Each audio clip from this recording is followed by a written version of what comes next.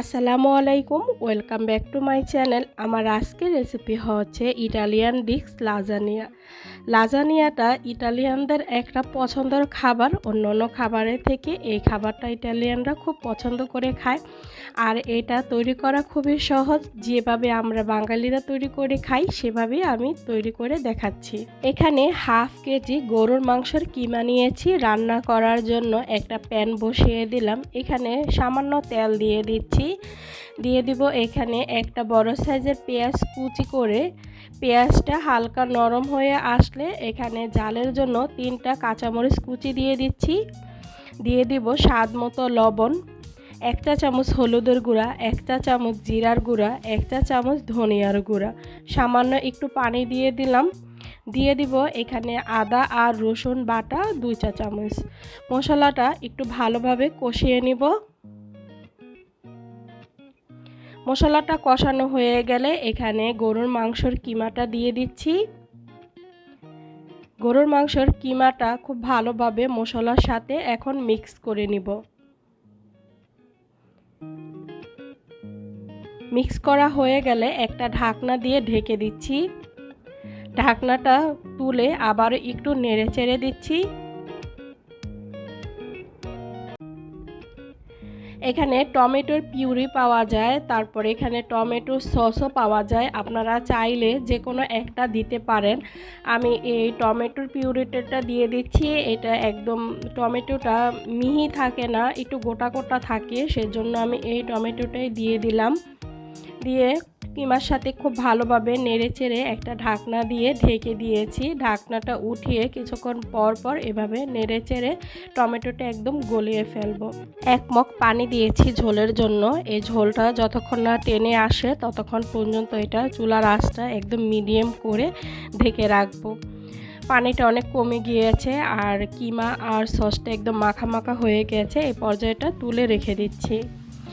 এখন হচ্ছে হোয়াইট সসটা তৈরি করে নিব। সেজন্য আর একটা প্যানের মধ্যে বাটার দিয়ে দিয়েছি। এখানে বাটারই দিতে হবে হোয়াইট সসটার তৈরি করার জন্য।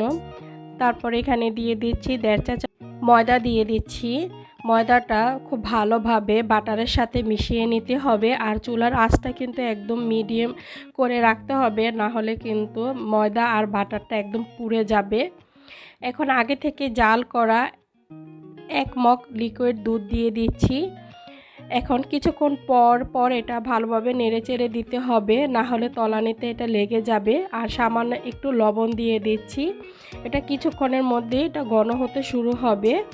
এরপর এখানে আমি গ্রেট করা মোজারেলা চিজ দিয়ে দিচ্ছি। চিজটা দেওয়ার পর কিছুক্ষণ পরে কিন্তু এটা ঘন হয়ে যাবে হোয়াইট সসটা, তখন এটা নামিয়ে নেব। আমি এখানে কপ মার্কেট থেকে 1 প্যাকেট লাজানিয়ার শেপ নিয়েছি। এখন বাংলাদেশেও কিন্তু এই লাজানিয়ার শেপগুলো পাওয়া যায়, যে কোনো সুপার শপে বা মুদি দোকানে খোঁজ করে দেখতে পারেন। এখন এটা আমি সিদ্ধ করে নিব। আর লাজানিয়ার শেপগুলো হাফ সিদ্ধ করে নিতে হবে, পুরোপুরি সিদ্ধ করা যাবে না, যেহেতু এটা আবার আমরা ওভেনে বেক করব।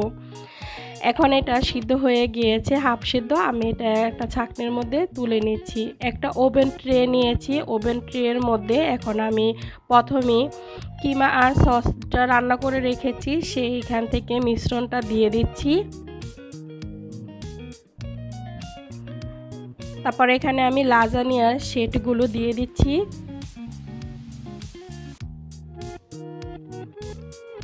তারপর এটার উপরে দিয়ে দিব হোয়াইট সস।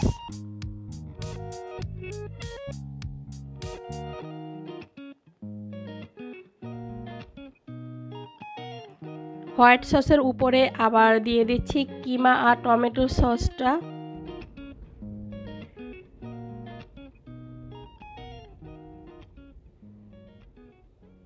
আপনারা আপনাদের পছন্দ মতো কিন্তু এটা দিয়ে নিতে পারেন। এখন লাজানিয়ার শেপগুলো বিছিয়ে দিচ্ছি। আমার ডিশটা যেহেতু ছোট সেজন্য 3টা করেই দিচ্ছি।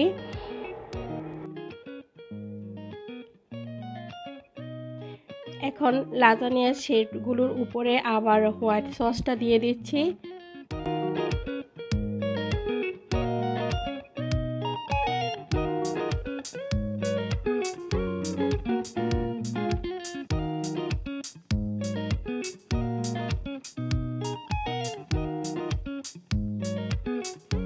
আমার এখানে 4টা লেয়ার হয়েছে। আপনারা যদি আরও কম বা বেশি করে দিতে পারেন লেয়ার, এটা আপনাদের পছন্দ অনুযায়ী। এখন আমি এটার উপরে মোজারেলা চিজ দিয়ে দিচ্ছি। এখন একটা ফয়েল পেপার দিয়ে এখন ওভেনে এটা বেক করে নিব। আমি 10 মিনিট পর ফয়েল পেপারটা উপর থেকে সরিয়ে এখন আমি এটা আবার বেক করে নিয়েছি। আর তো তৈরি হয়ে গেল আমাদের ইটালিয়ান ডিশ লাজানিয়া। লাজানিয়াটা ইটালিয়ানদের খুবই পছন্দের একটা খাবার, বাঙালিরাও কিন্তু খুব পছন্দ করে এটা খায়। আশা করছি আপনাদের কাছে রেসিপিটা ভালো লেগেছে। আপনারা কিন্তু বাসায় খুব সহজভাবে এই লাজানিয়াটা তৈরি করে খেতে পারেন। আমার কাছে খুবই ভালো লেগেছে, মনে হয়েছে পাস্তার মতোই লেগেছে। তো যাই হোক, আশা করছি রেসিপিটা আপনাদের কাছে ভালো লেগেছে। আর ভালো লেগে লাইক আর কমেন্টস করতে কিন্তু একদমই ভুলবেন না। তার সাথে আমার চ্যানেলটা সাবস্ক্রাইব করে আমার সাথেই থাকবেন। আজকে এখানেই বিদায় নিচ্ছি। আল্লাহ হাফেজ।